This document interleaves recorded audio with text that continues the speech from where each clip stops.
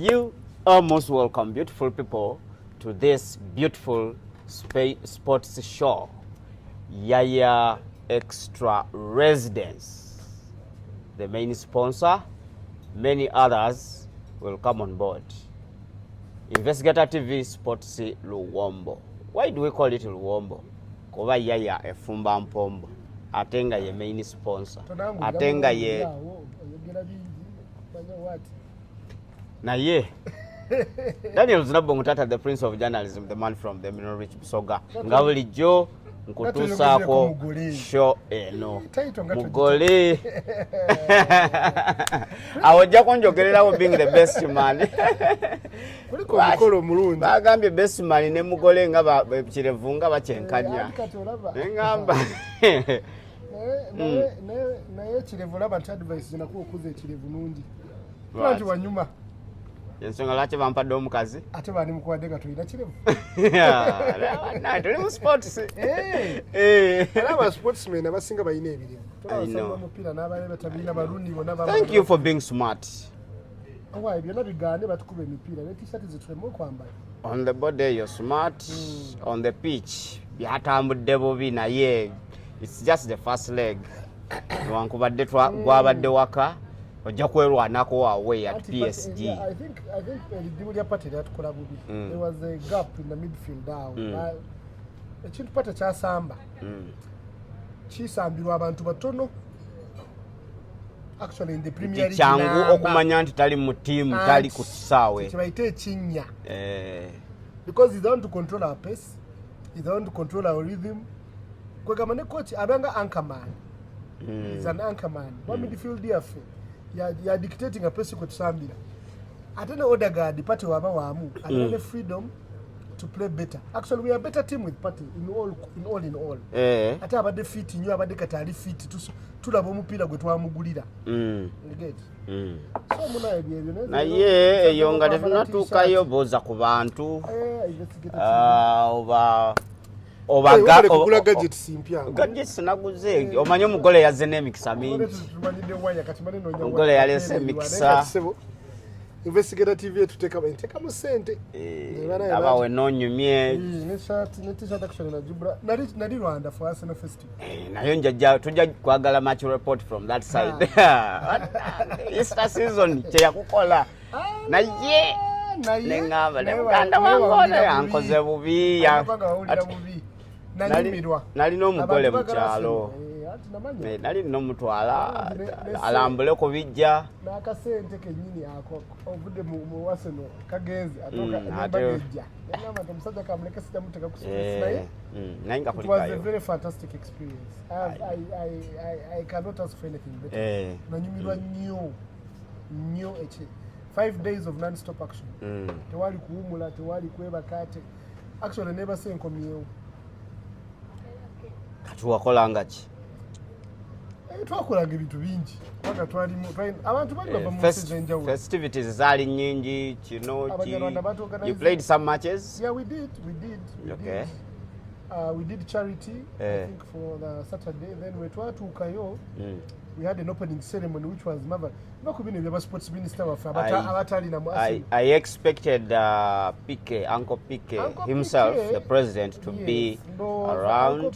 He's the biggest sponsor on the African continent and for Arsenal. He did sponsor that tournament. Kubanga, let me tell you, Tatia. Twayingire gwanga lyonna buli muntu alina ribbon ya Arsenal yanywera bia ku 10 Primos. No, any beer you'd want. Any beer. At 1K. Nze ku table yo nalabako Primos ye kaya. Kati nze beer gwe badde njagala okunywa that time. Because oba ogenze mu sendala olina okunywa beer waabwe ate nywe 7 nairo mwengena okunywa na kati leero. Era nze beer obena namunywanga. Because I ordered for 5 beers nengamba nti pa Primus mpa Amstel mpa Misinji. Yana every beer mu testing. Beer ki ali yakolanga nairo wa wano. Amstel. Twamunywa nnyo. It's a kind of sweet beer. Naye the inclusiveness of the government to make sure it was a successful event is absolutely incredible. Twalina sports minister waabwe kuva twatandika paka we twamaliriza. Twalina minister of foreign affairs kuva we twatandika paka we twamaliriza. Bebaberanga bagesi bwe batutwala ku gundi, they gave us security, lead cars, hotels zonna ze twasulanga, we were treated basically mwali bagenyi ba state. Exactly. Kubanga actually twali abantu abasuka mu, because I think in total we were like 2,000 and something people, 30,000 from across Africa. From across Africa, Nigeria, Ghana, Zambia, because twalina nakalulu, next year we're going to Zambia. Zambia ya Wangula. So we shall be in Zambia next year. Next year we shall be in Zambia. Kulunge naba mazemi kolo. Yeah. Ngate chinga. Kati twalina kalulu nga tugenda, we are going to be in Zambia next year. Na the number of people that came, Kenya wajanga bisatu, babina, Tanzania wajanga. Kenyans were the biggest number of people. Era reward ya we are into we tuve Zambia tugende Kenya. Banga there were many. Nene wana wajja banji ku festival yafe twali wano. But what I'm trying to tell you is this. Musajja PK, he's using sports to market the country. Yes, is one of I think the biggest tourism activity jebakola I actually discovered nti abantu abazo okulaba golira mu Uganda tebayita mu Kampala. Yes, people land in Kigali. Never feeling at the ambience. Not really. From Kigali to Kabale, Otisoro, is about an hour and a half, 2 hours. So babereri. Ndoza golira berange munesala nejja. So jeja marketing. Nefe ngabali ne nyingi. Atefa abaine nyingi tetufuna batwalisi. Kagama tusinga batwalisi abagenda kulambula gorillas. And that's where the money is. Gorilla license ya wana $100 kumubitane yabe I think it's sad to mention nti waliwo aba marketing Rwanda as a cruel country, but efuna ba tourists bangi okusinga Uganda, where we are so hospitable. Buliwo moving forward era tojja kubeerawo nga tolina kuwakanya kubanga atalina tebakola ki tebamwogerako ate bakogereko ki. Era batandika okwogerako tatya oba bibi oba birungi, just know you're doing something right somewhere. You're becoming the head. Exactly. You're moving somewhere. So ekintu ekyali Rwanda, what I discovered, Kagame has a systematic plan, I think. First of all, to develop his country. Okay. And then abantu babere bulungi. Abantu bote bali bulungi nyo as such, because we are better off in ways of life, in bichi buli kimu, agriculture based projects, everything. I think we're better off than Rwanda when it comes even to our GDP. Now, I think he has a working plan to first put his country forward, then abantu. Then the interests. Get the benefits. Kubanga chiyakola, yakola healthcare yabo ya raisi.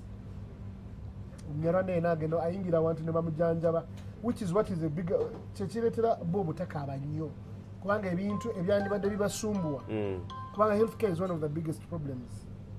International countries do get challenged. They get challenged when it comes to healthcare. Kati eche yakola yasooka kukwata healthcare system yonna n'agitereza. Kati n'oba olina obulwadde bufaanana batya obeera treated. So you don't want manyi kati ne housing ontegedde kati abanyarwanda benyini tebalinaamu cash, tebali liquid nga ffe wano wobegamba nti n'ekyebiri n'oyingira e Kampala no surviving. They don't have that because watukaga mu town sawa emu n'ekyokulya nekikubula. They don't eat first of all, tebalyanga abantu. Naye yatereza ekintu kye bayita okuteeka ensi ye ku map, abantu be n'abasuka n'abakolera ebibasumbwa. You understand? So that it can create, because talking of creating job opportunities nga tolina economy booming. Wakati abanyarwanda bakaba nti balina sente, but they will get money in the future. There is going to be a lot of jobs. There's going to be a lot of wealth. Neunya nokwewunya lwaki Rwanda teyabadde part of the bid to host the AFCON 2027, because they're way ahead of us. Ate kisawe kyawe kiri ku we visited the Mahoro Stadium. Tuli mu muzanyo. When you reach a Mahoro and you go to Namboole, it is like yo ovudde nga ng'ogamba nti ovudde kwegamba. Basically Namboole is more or less a kataka. Ayina kataka. In Rwanda. Amahoro is on the international standard. Buli kimu VIP boxes, tough, lounge, access, the bar, the restaurants. It's a whole vibe. Kabe ne gundi, ne your convention center yabo. When you enter it, you feel like it is ino kati kundaba obulumi bwolina picture gye nafunye eri I think we have more money than Rwanda. Do you know the convention center was built in 6 months? Just yesterday, National Council of Sports are releasing 50 billion shillings, Ugandan money, to FUFA. FUFA gonna zigura mu. They are preparing for the AFCON 2027. 50 billion shillings ozirabezo. Ogenda kwesanga nga zigana tuka 20. Asa tugabuliddewa. Gagendera mu bigwa bitalaze. Minister for Disaster Preparedness. Twalina suppose okubeera n'omukulu from FUFA. Mukulu Sande agenda kubeera na Mukulu Sande. Time management ya Federe badde ko bad because of the weather. Nkimanyi osose mu office nawe okola emirimu emirala. Tene motoka we bateliwo manyi ebikusuya. Ngezo kugamba nti nengamba musajja kwanze mbadde wano ale mbadde ne client kati client agenda sawa 3 nengamba kanzije. So ekyo Sande agenda kubeera next week. So rounding up on the Kigali trip about Arsenal. Navayo nga nina mentality nti Arsenal first of all yagalibwa. We have never had any Liverpool my Man U fans conversion in Africa. It has never been that. This is going to set a trend. The na videos ugenda zika ku investigator TV.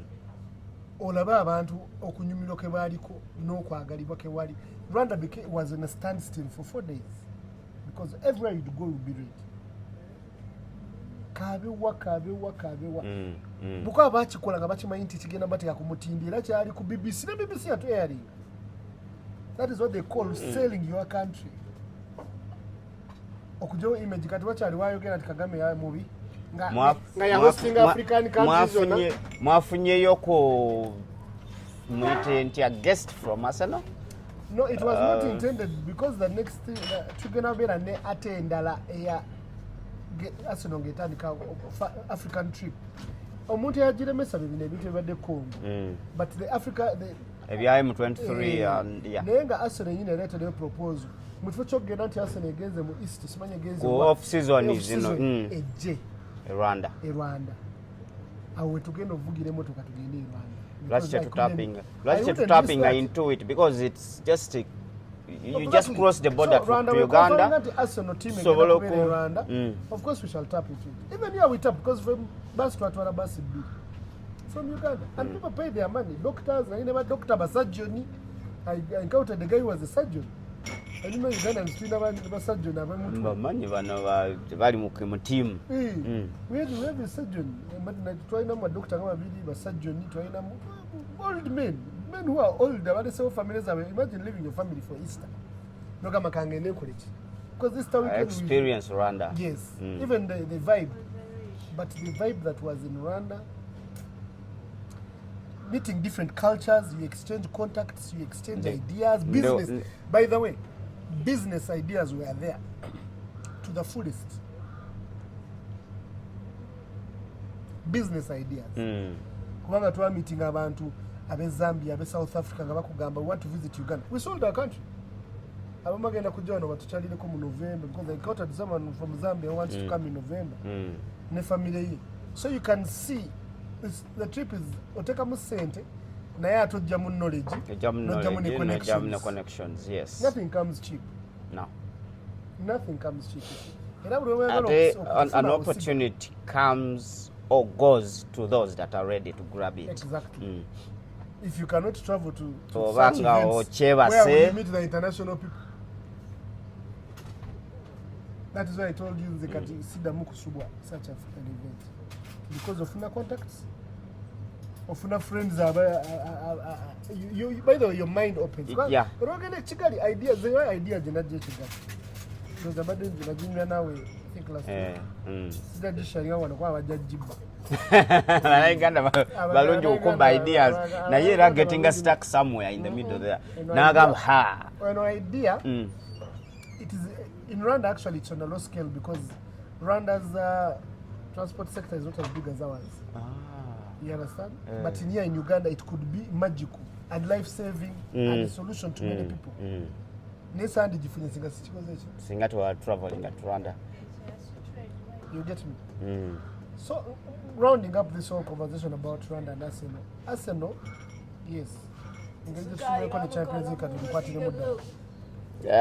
Yes, if we must jump into the Champions League, tutandikiremu performance eyatusa Arsenal ku qualifying for the semis. Home and away, yafuka home and away. It trended, I think, world over. Away to Madrid, bajjayo obubonero busatu. At home, bajjayo obubonero busatu. Actually, some Arsenal supporters, fanatics, batuka time erowooza nti Arsenal yandibanga etutte ekikopo. Naye ate I think tebatunula nnyo mu PSG. Come to the semi-finals, first leg on Tuesday night. Twagenda okumaliriza at home at Arsenal nga PSG ebuuse naki n'obubonero. Bw'otunuulira performance gye baali nayo mu the quarter finals ne performance eno gye bayolesezza mu semis, especially on the first leg, Arsenal enefuna omukisa. Arsenal is still in this cup time. Absolutely. Go lemwe bagolo ntono. Home and away. Olaba. Ku semi final ne team can do away. Babala ne PSG yakuba Liverpool waka. Yakuba Liverpool waka. Ze chemanyi. Ekintu Ateta. First of all, Ateta mulalu. I'll tell you the truth. Kwanga singa yagula striker. Singa bini bizu byona tetubiyina. Singa twatwala ligi. Ndoza tulekera okwe kwa Samulalu striker because bayisewo against Madrid. Madrid is a pedigree. No, pedigree tesama mpira. Mpira gusambwa kuchi? Kuchisawe that particular moment. Pedigree has always had good teams. It's not pedigree. Kachawa Madrid kale bajichise Madrid team ya Leicester tulabo na atwala na agubera ngetwala ebikopo bya pedigree. Pedigree don't win you cups. What wins you cups is players and coaches. You understand? So coach wa PSG amanya nti midfield yafenafu. Era na flooding midfield ye. Otukuba ku counter. Tayagala nyo tu passing alika ne tumu passing. But you knew where the problem was in recovery, transition. Kwanga pate talimu. And then Ateta aine chintu share quarter. Team ya jimanyi kati kwanga Antonio. So anyone slight mistake echusa balance. Jukira Morena abadde amazade sami games 10 na mekanga asamanga striker. Ate mukomeza mu midfield jalude nga tasamba ne party. Rice tasamba ne Moreno. So Moreno na yene Rice there was no, let's say, cohesion, yeah. Yali tamanyi wagendera namayina wakusigalira. Olinga nga betunulira we supposed to go for overlapping ate nalwawe nalwasigala. Abadde amanyido okubeera nga ali free kubanga amanyi nti party gyali. That's an incident I told you. Singa walaba semi-final yafe. Quarter final. Party yafunia yellow card. Rice yali agala mulia. I think even the words, they don't tell us the words he told you. But they must have been very ugly words.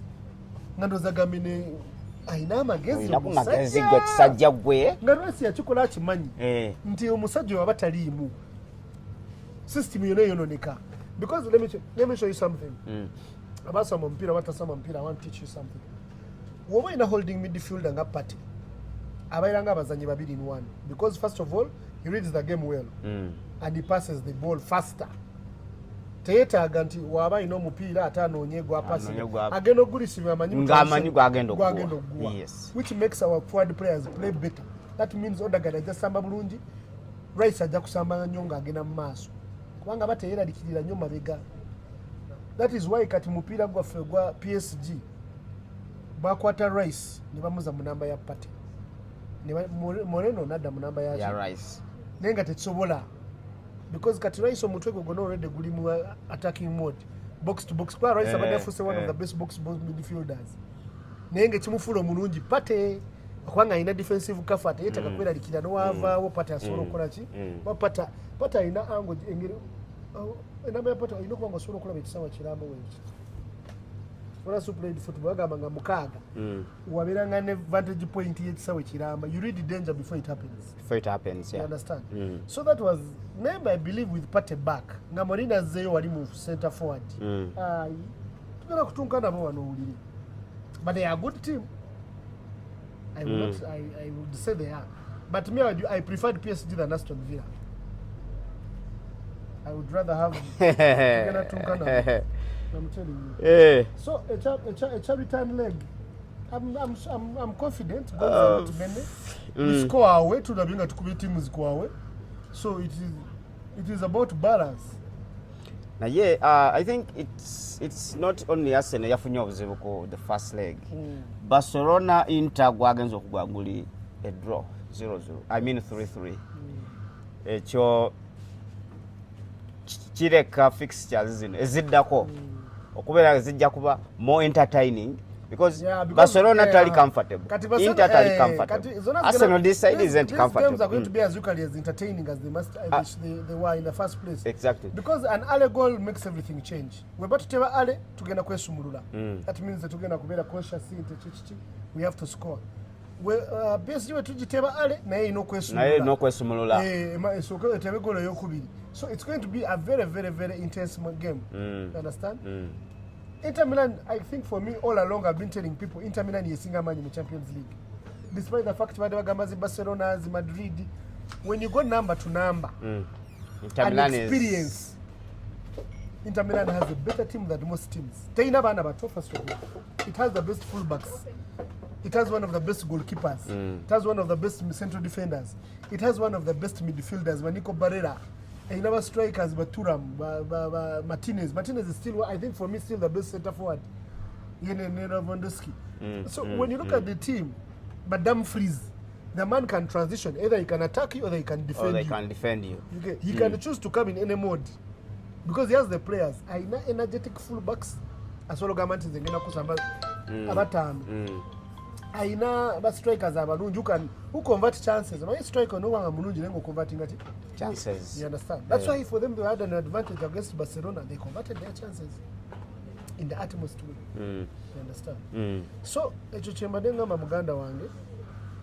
It's Champions League. I think it's still in balance. But me, I still think the favorites are Inter Milan. Not us. Inter Milan against Barcelona. Yes. The only problem is with the superstitions. Buli Bayern we hosting champion abamupia abatachitwalangako. So it is either Arsenal or PSG. Anaita mukufe yageno twala league. So that is superstitions. But when it comes to the football, wano kukataka. Inter Milan is a team. It's not an easy team to beat. Wangala Barcelona bade kuba 5-3-5 atu sewale mpira na ngone mu. Yeah, that is actually what was done Jukuba. Because those guys had good chances to make 4 or 5. And these guys did not fear Barcelona to budget more defending. Second half ya musaja command Tatia. Nali manyi agenda ku defending. Yegene kana numba basaje kigechi. Nga walumbe era yagenda okumaliriza nga kadro kajeyo. Nenga ali ne akamua. So anyway, the Champions League, I think we still have a very entertaining second round. But if we must give predictions for the next legs, Barcelona against Inter, then Arsenal against PSG. PSG. Barcelona will be traveling to Inter Milan because they were home. Yeah. Then Arsenal will be traveling away to PSG. I think PSG is still vulnerable. Navala kwa Aston Villa, they are not a team that you're supposed to fear. Kwanga ba panikinga. Maybe the team you know GTV panikinga. Panikinga. Netusa equalizer moyo game. Nesa twani to ziba game. You understand? But when we didn't score, they grew in confidence. You understand? So the advantage will be for us to score early. In the other side. If we score on the other side early, but if we don't score in the first 15-20 minutes, I don't see us going through. Okay. Ndowoza tuveyeyo. Let's come back to home, and particularly FOFA. Tolina okulonda kwa FOFA president. Manendo zatino oluberera. Yandibanga naye afusa waluberera naye wano Bongo, FIFA muganda President, wange MP, muganda wange Haji. Ahmed Hussein Masha, communications director FUFA, sent me this message. Nangamba byebyo bifa mu kulonda kwa FUFA. Then nangamba no person has ever shown interest in contesting for the position of FUFA president, not even the incumbent. Lwaki alimba incumbent naye yetagisa kuzokusa. So 56 out of 88 delegates are unopposed so far. 56 out of 88 delegates from the regions so far are unopposed.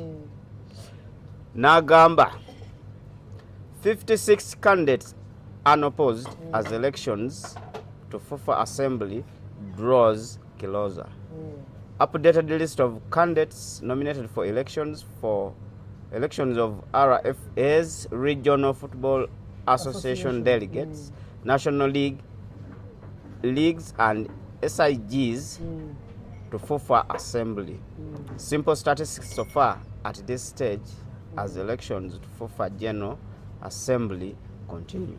41 candidates from regional unopposed, 15 candidates from SIG unopposed. Assembly has 88 delegates. I think as we talk, bamaze okufuna the total number of delegates ekinama omunana abanajja era Wednesday FUFA polls, elections at regional level and FUFA special interest groups tomorrow. Lero balonda ezisembayo regions ne special interest groups today. Bwe batyo bwe bayimiridde. Njagala tukubemu tochi mu Magogo, the incumbent, and why there are no people, no delegate That is has showed interest in standing against the incumbent. I've shown it Is it the best performance by Magogo? Is it the vibrance he has brought into football? Magogo, Is it Magogo, I is think he using money to buy off the other candidates? Is he well bingi byosobola okugattagatta Magogo solo okuteekawo kumanya embeera entambulira okumanya embeera entambulira olaba atatya Magogo nali simwagala. I know that I don't like him as a human being, but when it comes to his office yali alina byakola bitali bituufu. Yali tali active mu grassroots, ebintu bya grassroots tali active ki, but welaba plan ye eno gye yasoma ng'olabira ddala oba abaatuwuliriza ndowooza tuteemu amagezi wano. Abamu batulumba bulumbi. I think for him yalinga atulumba luli naye yamala n'agamba but these people kansooke mpulirize, are they speaking sense, are they talking sense? Ndowooza yagenda okumaliriza ng'alaba there is sense in our conversations. Yes. So kati ekintu ekyo ekya Magogo, first of all tugenda mu crucial time. Exactly. I think it's far better off waba mwali kubanga ne government already mumanyidde esobola omusumulula sente esobola okukola ki Already they are dispensing the 50 billion shillings Ugandan money. 50 billion Count that done. abani akola mu FUFA gwe nina okunoonya muze musajja wange Sunday tujja kubeera naye lwe atuleetereyo billioni y'essente oba ka billion akatugabire wano. So what I'm trying to tell you is we have a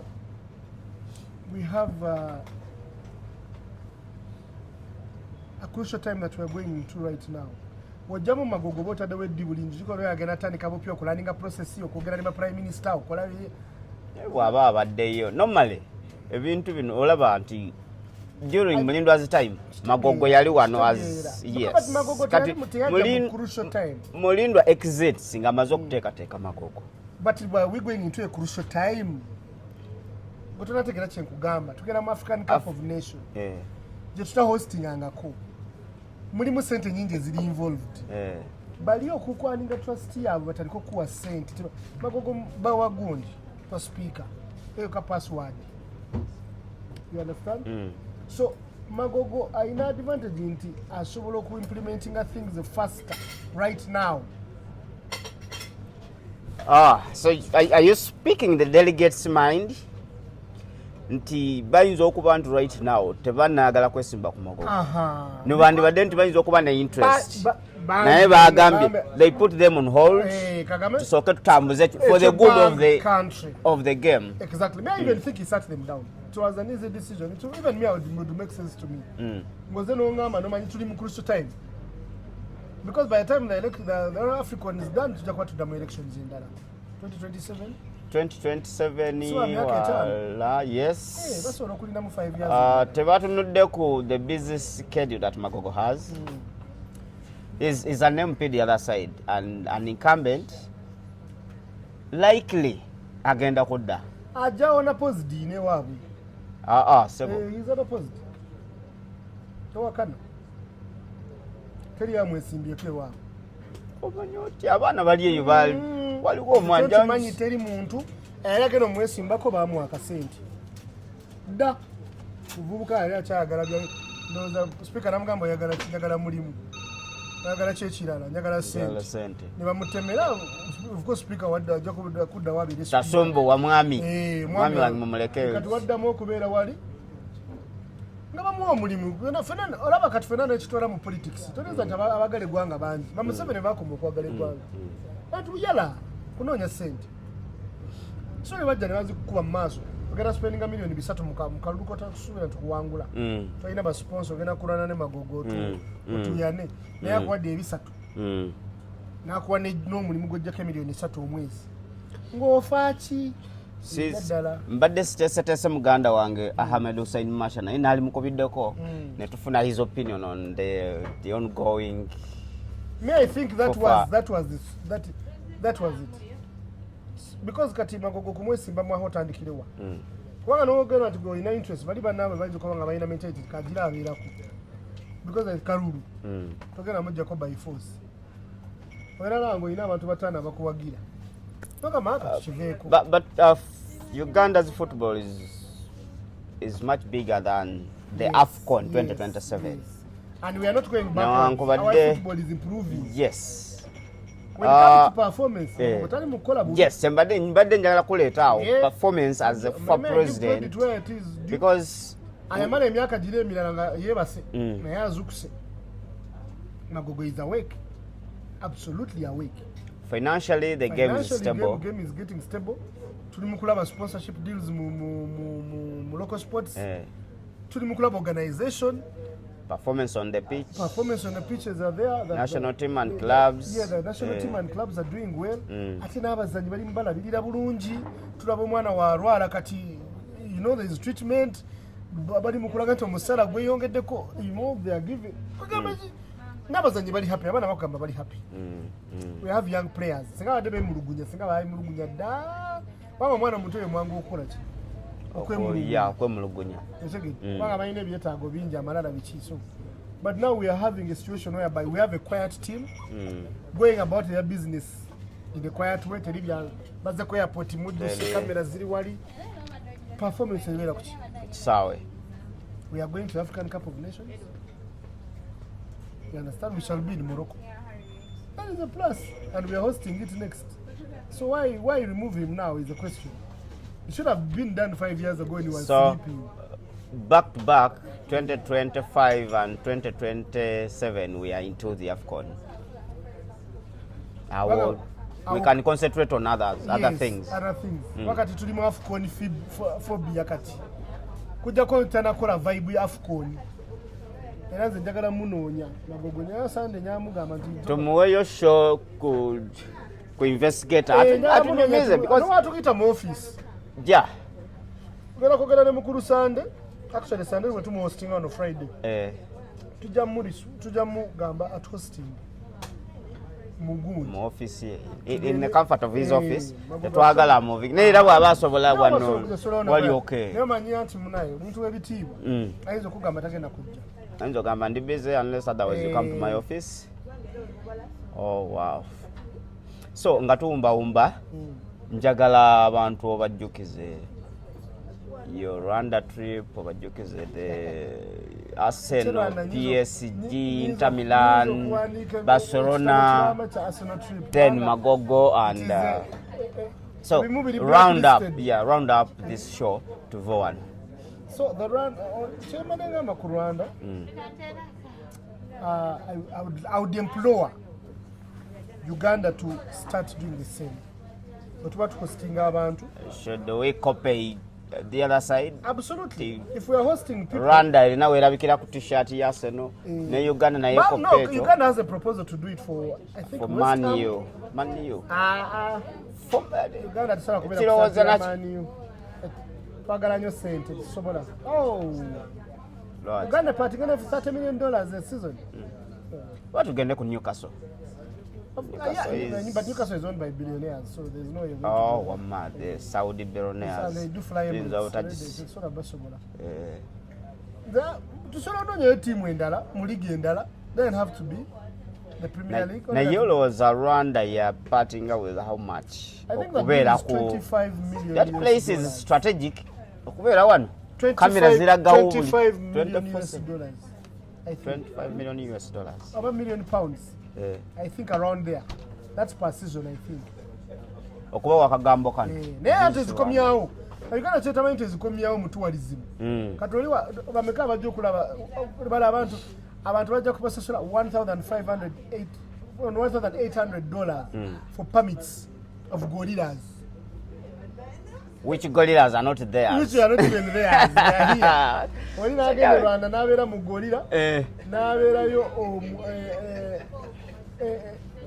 kati wajja abantu nga 5 omwezi. Ezo mitwalo meka. Omwaka bazijayo, it's about bazijayo sente, it comes back. In either way, in flights and what, they recoup the money, I think. Bano kintu kyebambulidde mu Kigali bagenda kukolamu man-made lake. Manyi Kigali terina lake singa. Man-made lake. He wants Kigali to be an island. No, waliwo ka river kayita mu Kigali kati. Mu Rwanda. Togenda nayo pozi. Kigali anedda. Kayita This mu was going to Rwanda. be my first So time I at think there's a way- Mbeera anyway, Busy. it's a long story, but someone explained it to me and Where, Plan where are they going to get the waters? Oba maybe. olaba kati Libya ina man-made lakes, yesinga man-made lakes, amazzi yagajjangawo. Never This gamba whole there world is water. there is a human water in Rwanda. I Ebyo don't want bigambo to, byo- I don't want to go too ebyo much into bigambo it. Tuli mu biology. Nja kubuuza ku musawo. Ku musawo. Tubuuza musawo Saara. Atubuulire. Atubuulire oba there is a human water Saara there. yagenda otugamba what's the one. Naye nga mukulika eyo, Ah, thank you twavudde for had being fun. smart. Kasatiro nagambe kankambale. Ndaba Fly Emirates, ndaba Visit Rwanda, ndaba Arsenal, ndaba Yaya Xtra residence behind it. Mikolo, kisooka, let me take this opportunity to sponsor mulete ku busente tutambuleko tambuleko. bakati neetaddemu ezaana naye I think invitation nagifuna through investigator team of course. Okay. Era neebaza okubeera nga ndi ku investigator team awuli and I got that invitation nga ndi ku board ya Arsenal fan but okugenda nga journalists nanyamba nnyo okubeera nga accessinga some places. You accessed some places. Ate abalala bali restricted. Naye ng'ate waliwo You are. You are a journalist, of course. waliwo ebifo bye twayingira nga wali abatabiyingira kubanga kati nga Amahoro stadium okutuulayo tebaali tebakkiriza bantu naye ne tutuulamu ne tubeera mu kisaawe ku taafu yawe ne tugirinyako which was not allowed. Yeah. So we experienced some good things. Dinner, nagenda mu opening ceremony nga nange ne Mukungu. I was a delegate from Uganda. Mukungu era nga kibeerako embassy bagikubira. Oyagala. Kati tugenda Zambia. So abagala ogenda Zambia munoonya abawagizi ba Arsenal abagala ogenda e Zambia. Muri kimwe investigator TV tugende Zambia mu bungi. Ebikopo bigane n'okulambula kutulime. Nange. So in other words, agole kuliko omukolo na kuwerekera waliwo wano njagala kusomera this comment ku by'omukolo.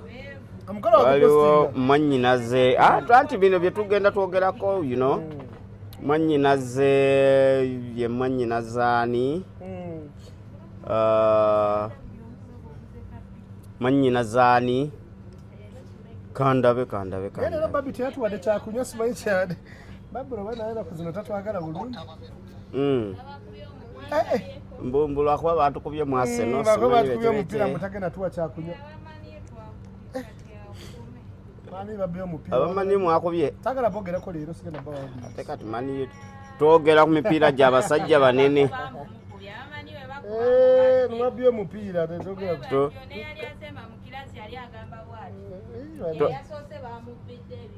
twogera ku mipiira gy'abasajja banene ng'oyogera ku maniyo bannange. Rita aliwa akuba kutta. Rita alina engeri gy'atera okunyanguyizaamu ekintu kya Yaya Extra Residence. Najja wano n'atubulira Luwombo, we have this Luwombo, we have oba jangu. Anyway, Oluwombo luyidde katulogere Oluwombo waliwo abantu zino zonna zempombo. Okay. We have got Extra, we have local Irish, yes. Local is got Extra. With Irish, we have offers ako kaba katogoka ku macha naye kocha. Nagazaako kalya naye nze kadema lwakocha. Okalinda kawolo gaga era obanga ennyonyi ekulinze wali iti flying off in the next 30 minutes oyinza okaleka oba okagenda nako ku nnyonyi kuba kalina permit. Yes, we have beans Luwombo, we have fish, we have pork, we have chicken extra, we have chikalai. Netwalina ekikalayi kya Afcon kirina okudda. Afcon kirina okudda kuba tukyali mu Afcon. Tukyali mu di Afcon. Afcon kikalayi. Naye nga bino byonna nga bwe tubyogerako togenda kusangamu yadde ettondo. Free. Ye likola litya mistake. Eryobuto neritonya mu Luwombo olwo. Kabala alina engeri gy'alikwata nga terina gwamu n'alikwata mu mid air. So organic from farm to the kitchen. From the kitchen to the table. Nga you enjoy. Babale okubeerako. Babale kubeerako abatulaba. Tugenda kweyongera kugoberera time tuchatereza mu time. Yes, so that we give you enough audience. Ku kamera kubaddeko sijja muyita mwannyinaze kuba she's Sandra at Haire. Tomanya lakuba ni mugole naye nga aina yalyongerwako. Yes, Sandra, thank you for Sandra webale kola. Mbadde ne challenge omujenyi as usual. Thank you, Sebo. Best man wo. My best man. Era emikolo mugirinde ko September 11th. 2025. Yes, September 11th. Omukolo guno genda ku coinciding ano ne Gondi. Anti jukira mu America the World Trade Center. 9/11th. So no one 9/11th. Bali banaba bali mukolo eri nga naffe tuli eno mikolo. Abana batabasobodde kubeera eri bajja kubeera ku. Yes. Atakuumira mpeera abatukuumire. Bye bye.